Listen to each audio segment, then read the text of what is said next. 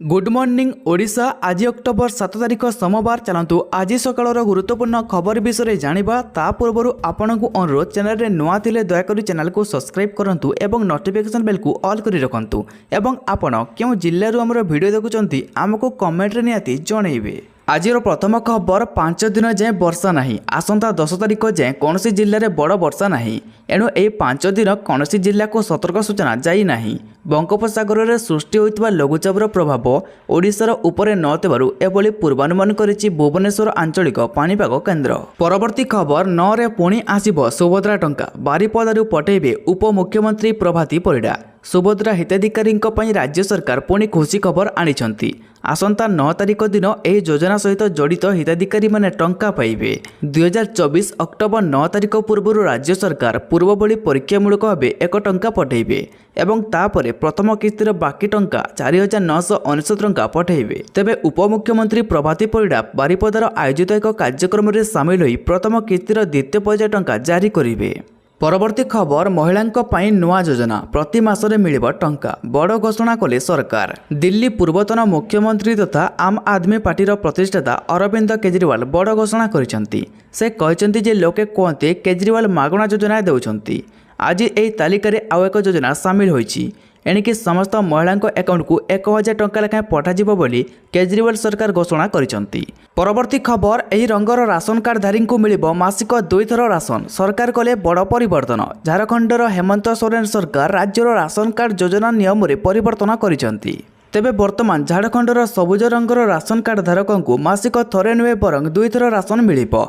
दीपावली पूर्व सरकार ration card धारकों को बड़ उपहार देवाक जाउछंती। यह अनुଯାयी ए राशन कार्ड धारकों को अक्टोबर मासरे 1 रु 15 तारिख पर्यंत डिसेम्बर 2023 राशन मिलिबो।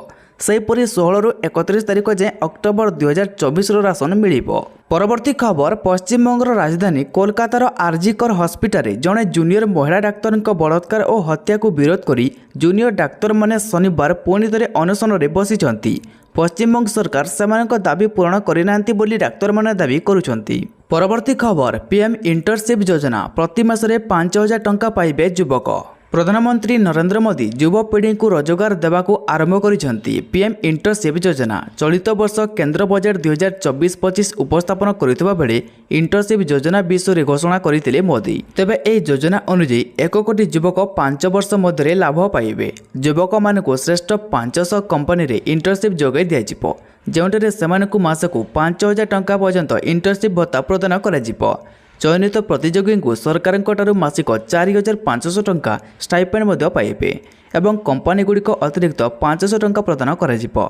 5 वर्ष में 1 कोटी युवकों को तालीम देवर लक्ष्य नहीं 2टी पर्यायर ए इंटर्नशिप कार्यक्रम आरंभ हेबो। परवर्ती खबर, एमपॉक्स रोग चिन्हट पर प्रथम टेस्टिंग किट को WHO देला मंजूरी। एमपॉक्स रोग चिन्हट पर प्रथम टेस्टिंग किट को मंजूरी मिली। विश्व स्वास्थ्य संगठन बा WHO यार मंजूरी प्रदान करिछि। तेबे मंकी पॉक्स भूताणु सृष्टि होता ए रोग को जनस्वास्थ्य एमरजेंसी भाव में घोषणा करा जायछि। ए रोग रे रोगी को ज्वर हेबा सह चर्म रे फली जिबा भली लक्षण देखा दैथे। परवर्ती खबर, आज माओ प्रभावित राज्यर मुख्यमंत्री मानक सह केंद्र गृहमंत्री अमित शाह बैठक करिवे। नवा दिल्लीर विज्ञान भवन में यह बैठक बसिबो। एही बैठक में ओडिशा, आंध्र प्रदेश, तेलंगाना, बिहार, छत्तीसगढ़, झारखंड, महाराष्ट्र और उत्तर प्रदेश मुख्यमंत्री जोग देवे।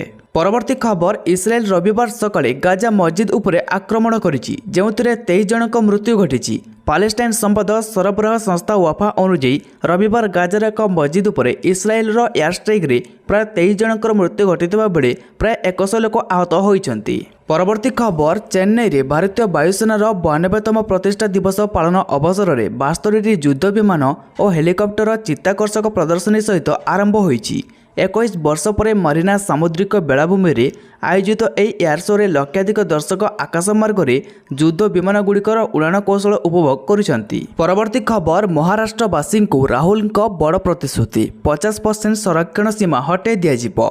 महाराष्ट्र कोल्हापुर अंचल में आयोजित संविधान सम्मान सम्मिलन कार्यक्रम को संबोधित करने अवसर में कांग्रेस सांसद तथा लोकसभा विरोधी दल नेता राहुल गांधी एक बड़ घोषणा करिसेंती। राहुल कहिसेंती जे जदि तांको सरकार क्षमता को आसे तेबे 50% संरक्षण सीमा हटाई दियाजिवो एवं जातिगत जनगणना सह सामाजिक और अर्थनैतिक सर्वे कराजिवो। ପରବର୍ତ୍ତୀ ଖବର ଏଥର ଯୁକ୍ତ 2 ପରୀକ୍ଷା ଦୁଇ ଭାଗରେ ହେବ। ଇଣ୍ଟରନାଲ ଓ ମେନ୍ ପରୀକ୍ଷା। ଇଣ୍ଟରନାଲ ପରୀକ୍ଷା ଡିସେମ୍ବର 26ରୁ 30 ତାରିଖ ପର୍ଯ୍ୟନ୍ତ ହେବ। ଜାନୁଆରୀ 2ରୁ 12 ଭିତରେ ପ୍ରାକ୍ଟିକାଲ ପରୀକ୍ଷା କରାଯିବ। ତେବେ କଲେଜ କର୍ତ୍ତୃପକ୍ଷ ସେମାନଙ୍କର ସୁବିଧା ଅନୁଯାୟୀ ଧାର୍ଯ୍ୟ ହୋଇଥିବା ତାରିଖ ମଧ୍ୟରେ କରିପାରିବେ। ସେହିପରି ଫେବୃଆରୀ 15ରୁ ମାର୍ଚ୍ଚ 20 ଭିତରେ ଥିଓରି ପରୀକ୍ଷା ଆରମ୍ଭ ହେବ। ପରବର୍ତ୍ତୀ ଖବର ଓଏସ୍ଏସ୍ସି ପରିଚାଳିତ ଷ୍ଟାଟିଷ୍ଟିକାଲ ଆସିଷ୍ଟାଣ୍ଟ ପରୀକ୍ଷାରେ ତ୍ରୁଟି ଅଭିଯୋଗ। ବାଲେଶ୍ୱରର ଏକ ପରୀକ୍ଷା କେନ୍ଦ୍ରରେ ତ୍ରୁଟି ଅଭିଯୋଗ। ଗୁରୁତର ଅଭିଯୋଗ କଲେ କିଛି ପରୀକ୍ଷାର୍ଥୀ। ଆଗୁଆ ପ୍ରଶ୍ନପତ୍ର ପ୍ୟାକେଜ ସିଲ୍ ଖୋଲାଯାଇଥିବା ଅଭିଯୋଗ କରିଛନ୍ତି। ପରବର୍ତ୍ତୀ ଖବର କୋଣାର୍କ ମେରାଇନ୍ ଡ୍ରାଇଭ୍ଠାରେ ଇକୋ ରିଟ୍ରିଟ୍ ଚଳିତ ବର୍ଷ ଡିସେମ୍ବର 15 ତାରିଖରୁ ଆରମ୍ଭ ହେବ। ତେବେ ସମସ୍ତ ବିଭାଗ ସେମାନଙ୍କୁ ନ୍ୟସ୍ତ ଦାୟିତ୍ୱକୁ ତ୍ୱରାନ୍ୱିତ କରିବା ଡିସେମ୍ବର 1 ସୁଦ୍ଧା ଭିତ୍ତିଭୂମି ପ୍ରସ୍ତୁତ ପାଇଁ ଜିଲ୍ଲାପାଳ ସିଦ୍ଧାର୍ଥ ଶଙ୍କର ସ୍ୱାଇଁ ନିର୍ଦ୍ଦେଶ ଦେଇଛନ୍ତି। ପରବର୍ତ୍ତୀ ଖବର ଫ୍ରାନ୍ସ କମ୍ପାନୀ ଉପରେ ଇସ୍ରାଏଲର ବୋମା ମାଡ଼। ଇସ୍ରାଏଲକୁ ଅସ୍ତ୍ରଶସ୍ତ୍ର ଯୋଗାଣ ବନ୍ଦ କରିବା ଲାଗି ଫ୍ରାନ୍ସ ରାଷ୍ଟ୍ରପତି ଏମାନୁଏଲ ମାକ୍ରନ୍ ପାଶ୍ଚାତ୍ୟ ଦେଶଗୁଡ଼ିକ ପରାମର୍ଶ ଦେବା ପରେ ଯୁଦ୍ଧ ପରିସ୍ଥିତି ଅଧିକ ଜଟିଳ ହୋଇଛି। ଇସ୍ରାଏଲ ପ୍ରଧାନମନ୍ତ୍ରୀ ବେଞ୍ଜାମିନ୍ ନେତାନ୍ୟାହୁ ସିଧାସଳଖ ଫ୍ରାନ୍ସକୁ ସମାଲୋଚନା କରିବା ପରେ ଇସ୍ରାଏଲ ପ୍ରତିରକ୍ଷା ବାହିନୀ ଆଉ ଗୋଟିଏ ପାଦ ଆଗକୁ ଯାଇ ଲେବାନନରେ ଥିବା ଫ୍ରାନ୍ସ କମ୍ପାନୀ ଉପରେ ଆକ୍ରମଣ କରିଛି। ପରବର୍ତ୍ତୀ ଖବର ଲକ୍ଷ୍ମୀ ବସ୍ ଚଳାଚଳକୁ ବିରୋଧ କରି ତେଜିଲା ବିବାଦ। ଘରୋଇ ବସ୍ ବନ୍ଦ କରିବେ ପଶ୍ଚିମାଞ୍ଚଳ ଓ ଦକ୍ଷିଣାଞ୍ଚଳର ବସ୍ ମାଲିକ ସଂଘ। ଆଜି ସନ୍ଧ୍ୟା 6ଟାରୁ 24 ଘଣ୍ଟିଆ ବସ୍ ଚଳାଚଳ ବନ୍ଦ ରଖିବାକୁ ନିଷ୍ପତ୍ତି ନେଇଛନ୍ତି। 13 ଜିଲ୍ଲାର 24 ଘରୋଇ ବସ୍ ମାଲିକ ସଂଘ 24 ଘଣ୍ଟିଆ ଧର୍ମଘଟ କରିବେ। ସେମାନେ ଅଭିଯୋଗ କରିଛନ୍ତି ବିଜେଡି ସରକାର ଅମଳରେ ପ୍ରଥମେ ଟାୟାର 1 ଲକ୍ଷ୍ମୀ ବସ୍ ଚାଲିଥିଲା। ପ୍ରତିବାଦ ପରେ ବନ୍ଦ ରହିଥିଲା। ତେବେ ପୁଣି ଟାୟାର 2 ଲକ୍ଷ୍ମୀ ବସ୍ ଚଳାଚଳ ନେଇ ବସ୍ ମାଲିକ ସଂଘ ପ୍ରତିବାଦ କରିଥିଲେ। ହେଲେ ନିର୍ବାଚନ ଯୋଗୁଁ ତାହା ସ୍ଥଗିତ ରହିଥିଲା। ବର୍ତ୍ତମାନ ସରକାର ବଦଳିଛି, ହେଲେ ବଦଳିନି ପୂର୍ବ ସରକାରଙ୍କ ଯୋଜନା। ଏନେଇ ପରିବହନ ବିଭାଗ କିମ୍ବା ରାଜ୍ୟ ସରକାରଙ୍କ ପ୍ରତିକ୍ରିୟା ମିଳିନାହିଁ। କଳାହାଣ୍ଡି ବସ୍ ମାଲିକ ସଂଘ ସଭାପତି ପ୍ରବୋଧ ରଥ କହିଛନ୍ତି 14 ଜିଲ୍ଲା ଓ 25 ୟୁନିୟନ ଏହି ଆଲୋଚନାରେ ସାମିଲ ହୋଇଛନ୍ତି।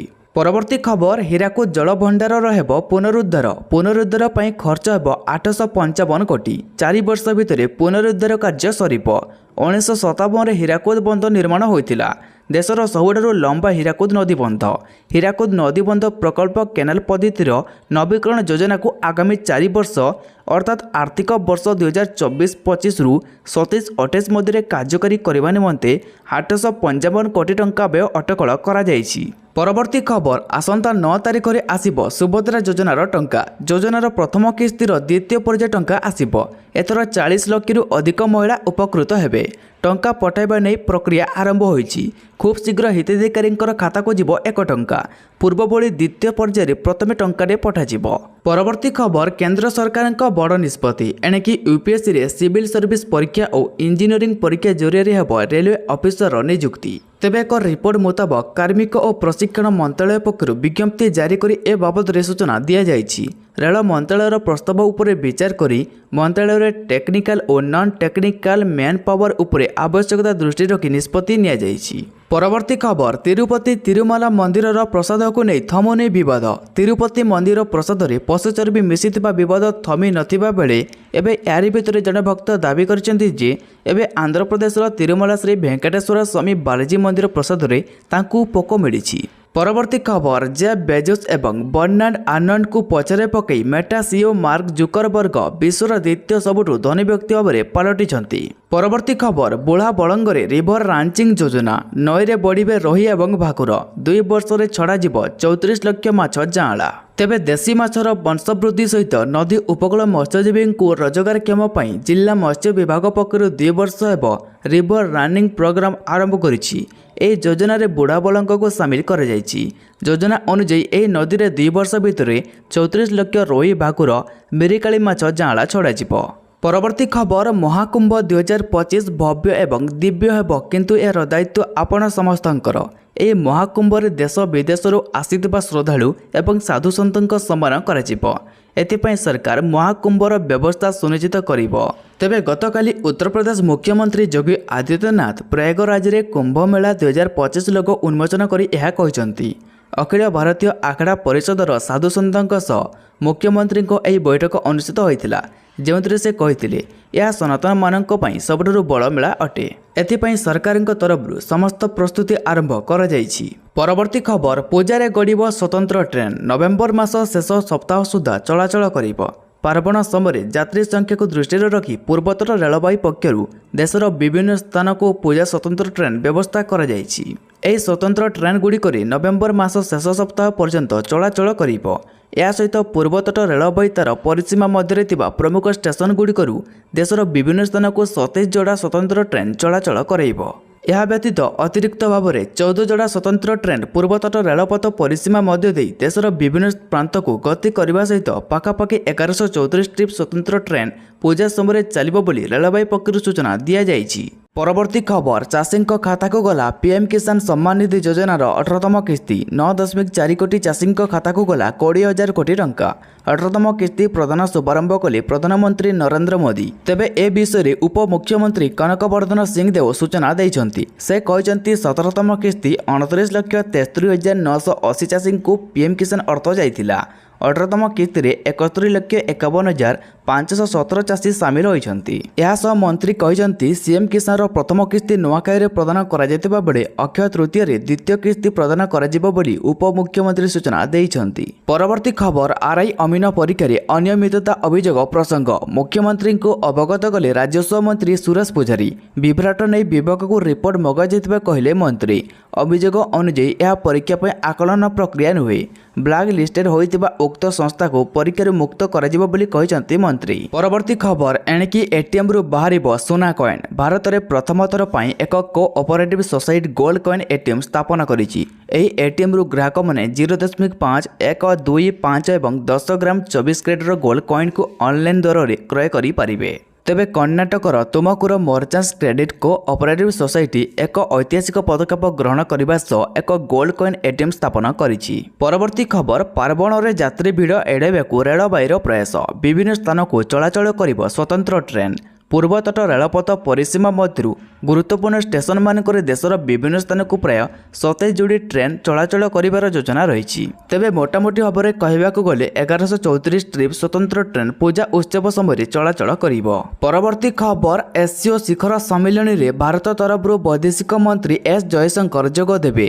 ଯଦିଓ ଏହି ଶିଖର ସମ୍ମିଳନୀ ପାଇଁ ଭାରତ ପାକିସ୍ତାନ ଯାଉଛି, କିନ୍ତୁ ସେଠାରେ ଯାଇ ପାକିସ୍ତାନକୁ ଦର୍ପଣ ଦେଖାଇବ।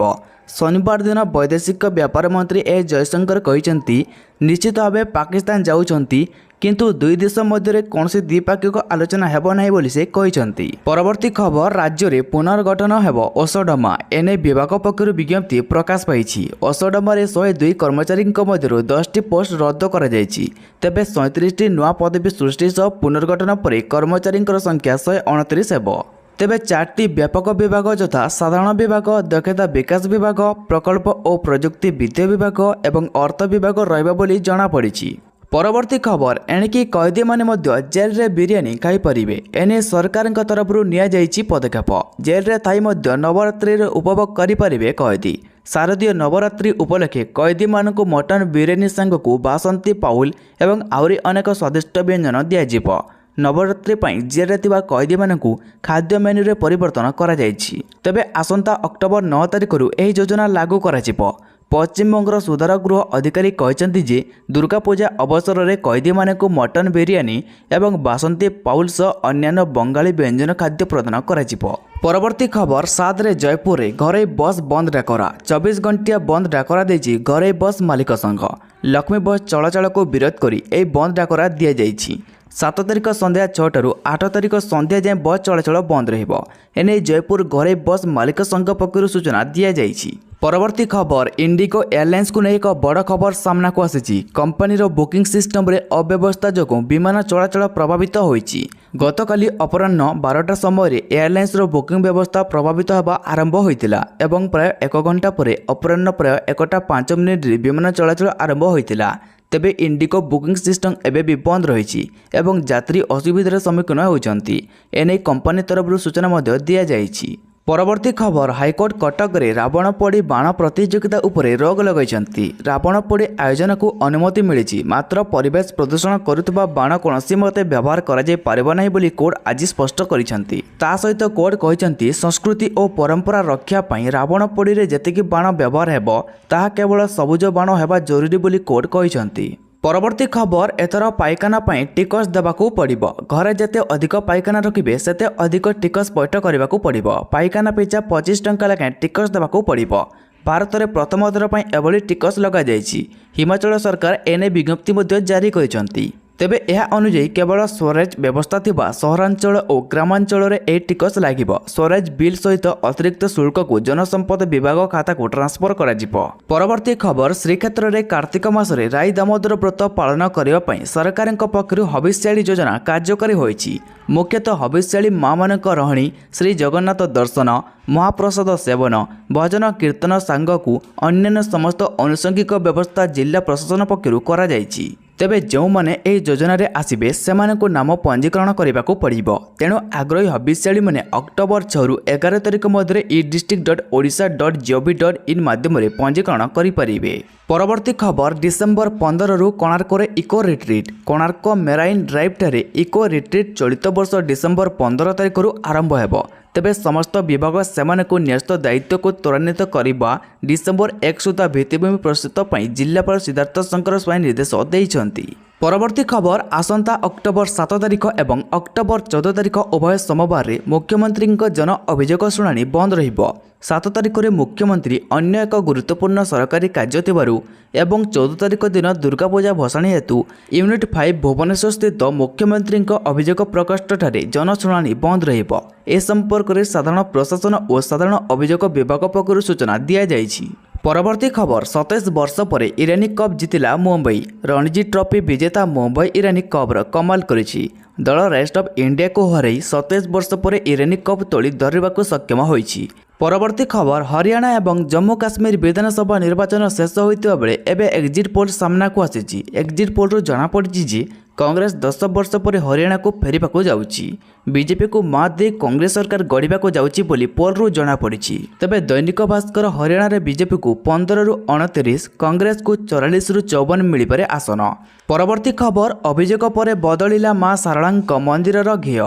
ଜଗତସିଂହପୁରର ଅଧିଷ୍ଠାତ୍ରୀ ଦେବୀ ମା ଶାରଳାଙ୍କ ମନ୍ଦିରରେ ବଦଳିଲା ଘିଅ। ଭଣ୍ଡାରରେ ଗଚ୍ଛିତ ଥିବା 25 ଟିଣ ଘିଅ ଫେରସ୍ତ ପରେ ଆସିଲା ନୂଆ ଘିଅ। ବ୍ୟବହାର ପାଇଁ ଓମଫେଡ୍ ପକ୍ଷରୁ 15 ଟିଣ ନୂଆ ଘିଅ ଆସିଲା। ପରବର୍ତ୍ତୀ ଖବର, ପୂଜାରେ ଗଡ଼ିବନି ବସ୍। ଆଗାମୀ 7 ତାରିଖ ସନ୍ଧ୍ୟାଠାରୁ 8 ତାରିଖ ସନ୍ଧ୍ୟା 6ଟା ପର୍ଯ୍ୟନ୍ତ ଦକ୍ଷିଣ ଓଡ଼ିଶା ଓ ପଶ୍ଚିମ ଓଡ଼ିଶାରେ ଘରୋଇ ବସ୍ ଚଳାଚଳ ବନ୍ଦ ରହିବ। ପରବର୍ତ୍ତୀ ଖବର, ଗଣଶିକ୍ଷା ବିଭାଗର ଆଉ ଏକ ନିଷ୍ପତ୍ତି। ପ୍ରାଥମିକ ଓ ଉଚ୍ଚ ପ୍ରାଥମିକ ସ୍କୁଲ ପିଲାଙ୍କର ୟୁନିଫର୍ମ ରଙ୍ଗ ବଦଳିବ। କିଛି ଦିନ ପୂର୍ବରୁ ସରକାର ସମସ୍ତ ସରକାରୀ ଓ ସରକାରୀ ଅନୁଦାନପ୍ରାପ୍ତ ସ୍କୁଲର ଛାତ୍ରଛାତ୍ରୀ ନୂଆ ବାଦାମୀ ରଙ୍ଗର ୟୁନିଫର୍ମ ପରିଧାନ କରିବେ ବୋଲି କହିଥିଲେ। ତେବେ ଆଗକୁ ଆବଶ୍ୟକ ପଡ଼ିଲେ ପ୍ରାଥମିକ ଓ ଉଚ୍ଚ ପ୍ରାଥମିକ ସ୍କୁଲର ପିଲାମାନଙ୍କର ୟୁନିଫର୍ମ ରଙ୍ଗ ପରିବର୍ତ୍ତନ କରାଯିବ ବୋଲି ଗଣଶିକ୍ଷା ମନ୍ତ୍ରୀ ନିତ୍ୟାନନ୍ଦ ଗଣ୍ଡ କହିଛନ୍ତି। ତେବେ କେବଳ ୟୁନିଫର୍ମ ନୁହେଁ, ସ୍କୁଲର କୋଠାର ରଙ୍ଗ ମଧ୍ୟ ବଦଳାଇବାକୁ ଯୋଜନା କରାଯାଉଥିବା ଜଣାପଡ଼ିଛି। ପରବର୍ତ୍ତୀ ଖବର, 5000 ନୁହେଁ ମହିଳାଙ୍କ ଖାତାକୁ ଆସିବ 50,000 ଟଙ୍କା। ସରକାରଙ୍କ ବଡ଼ ଘୋଷଣା। କେନ୍ଦ୍ର ସରକାର ମହିଳାଙ୍କ ପାଇଁ ବହୁ କଲ୍ୟାଣକାରୀ ଯୋଜନା ଆରମ୍ଭ କରିଛନ୍ତି। ଏହା ଅଧୀନରେ କେନ୍ଦ୍ର ସରକାର ମହିଳା ସଶକ୍ତିକରଣ ଲକ୍ଷ୍ୟରେ ଆଉ ଏକ ଯୋଜନା ଆରମ୍ଭ କରିଛନ୍ତି। ତେବେ 2 ବର୍ଷ ପୂର୍ବେ କେନ୍ଦ୍ର ସରକାର ପ୍ରଧାନମନ୍ତ୍ରୀ ଅନୁସୂଚିତ ଜାତି ଅଭ୍ୟୁଦୟ ଯୋଜନା ବା PM ଅଜୟ ଯୋଜନା କାର୍ଯ୍ୟକାରୀ କରିଥିଲେ। ଏହା ପ୍ରଧାନମନ୍ତ୍ରୀ ଅଜୟ ଯୋଜନା ଭାବରେ ମଧ୍ୟ ଜଣାଶୁଣା। ପଛୁଆ ଶ୍ରେଣୀର ମହିଳାମାନଙ୍କୁ ସାହାଯ୍ୟ କରିବା ଲକ୍ଷ୍ୟରେ ଏହି ଯୋଜନା 2021-22 ବର୍ଷରେ କାର୍ଯ୍ୟକାରୀ କରାଯାଇଛି। ଏହା ମାଧ୍ୟମରେ ମହିଳାଙ୍କୁ 50,000 ଟଙ୍କାର ଦେବାର ଯୋଜନା ରହିଛି। ଏହି ଟଙ୍କା ସବସିଡି ଆକାରରେ ଦିଆଯାଉଛି। ଏଥିରେ 50% ପର୍ଯ୍ୟନ୍ତ ସବସିଡି ଦିଆଯାଉଛି। ଏହାର ଅର୍ଥ ଯଦି ଆପଣ 1 ଲକ୍ଷ ଟଙ୍କା ପର୍ଯ୍ୟନ୍ତ ଋଣ ପାଆନ୍ତି ତେବେ ଆପଣଙ୍କୁ କେବଳ 50,000 ଟଙ୍କା ଦେବାକୁ ପଡ଼ିବ। ଆଉ ବଳକା ସବସିଡି ଭାବରେ ପ୍ରଦାନ କରାଯାଏ। ଅବଶିଷ୍ଟ 50,000 ଟଙ୍କା ଉପରେ କୌଣସି ସୁଧ ନାହିଁ। ଏହି ଯୋଜନାରେ ସର୍ବାଧିକ ଆୟ ସୀମା ନାହିଁ।